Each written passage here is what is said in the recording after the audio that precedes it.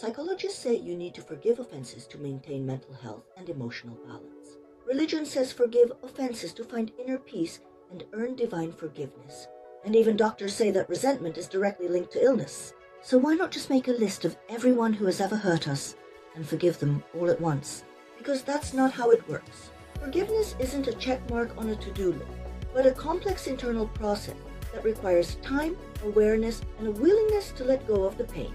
You can't force yourself to forgive. It has to be a sincere decision, not a formal act. Forgiveness isn't a magic delete button that instantly erases pain and resentment. It's more like a fascinating and sometimes thorny journey inward, requiring courage and honesty. It's not a one-time act of letting go, but a painstaking process similar to healing a deep wound. This path begins with acknowledging the throbbing pain. You can't heal what you deny. Recognizing how deeply you were hurt and what emotions are raging inside is the first and most important step. Then comes the gentle work of dealing with that pain. This might involve talking to someone close to you, journaling, meditation, or seeking professional help. It's important not to run away from your feelings, but to allow them to exist, explore their nature and source. And only then, when the inner storm has calmed down a bit, does the moment of decision arrive. The decision not to remain a prisoner of the past, not to carry this heavy burden of resentment any further. It's a choice in favor of your own well-being, a striving for lightness and freedom. It's important to understand forgiveness doesn't equal forgetting or excusing. You're not obligated to pretend nothing happened or to find reasons for the offender's actions. Forgiveness is primarily about freeing yourself from the power of the past, from the heaviness that binds you and prevents you from moving forward. The essence of true forgiveness lies in its awareness, in a deep understanding of your own boundaries and values. Before letting go of resentment, it's necessary to honestly answer yourself the questions. What exactly hurt me? What were my expectations that were shattered? What personal boundaries of mine were violated? Without this internal dialogue, without a clear understanding of the reasons for your pain, a formal "I forgive you" can turn into a dangerous suppression of your own emotions. It's like driving an illness inward. Outwardly everything might seem fine, but inside the conflict continues to fester.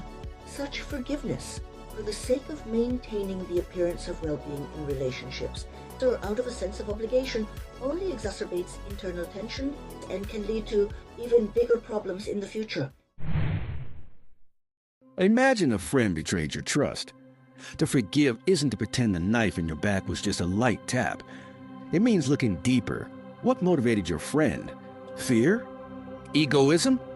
Understanding these motives, even if they don't excuse the action, helps you grasp the context. Most importantly, it's about recognizing how this situation undermined your faith in people and your own self-worth. And this is where your choice begins. Are you ready, after weighing all the pros and cons, to build new bridges with this person, establishing clearer boundaries, or is it time to let them go, preserving your own inner peace? What if an offensive word was uttered in a fit of anger? The forgiver isn't to pretend that sharp remark flew past your ears. It means trying to understand what lay behind that outburst. Perhaps the harshness hid the speaker's own fears, tiredness, or disappointment.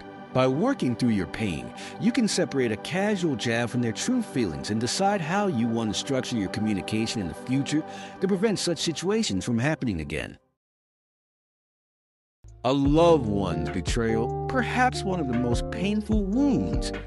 To forgive here is by no means to excuse the act of betrayal. It's a grueling process of analysis. Why did it happen? Were there cracks in the relationship that you both overlooked or ignored? Recognizing the reasons, even if they cause even greater pain, helps you understand how this situation affected your sense of self, your values, and your understanding of love. And only after this deep analysis does a decision come. Is there a chance for recovery, or is it time to move on, preserving your integrity? When a boss unleashes harsh criticism, to forgive isn't to forget the unpleasant aftertaste. It means soberly assessing how constructive their words were and how much they were dictated by their own mood or pressure. By understanding the true nature of the criticism and your own reactions, you can develop a strategy for how to respond to similar situations in the future, maintaining professionalism and not allowing someone else's lack of restraint to undermine your self-esteem. And finally, if a loved one didn't offer a helping hand in a difficult moment, to forgive isn't to force yourself to justify their behavior. It's an honest acknowledgement of your disappointment and understanding that perhaps they simply didn't know how to help or were dealing with their own struggles. By working through this pain, you can reevaluate your expectations of this relationship and understand what is truly important to you in closeness and support. In all these situations, forgiveness isn't weakness or blindly accepting someone else's mistakes. It's a wise and mature choice in favor of your own emotional well-being. It's the ability to look at the situation more deeply, understand motives, recognize your feelings, and make considered decisions about how to move forward while preserving your inner balance and self-respect. From a psychological standpoint, to forgive means to understand. So forgiveness isn't about forcing yourself, but about working on understanding the problem. To forgive is a process of analysis, awareness, and choice that allows you to respect yourself and your feelings while maintaining inner freedom.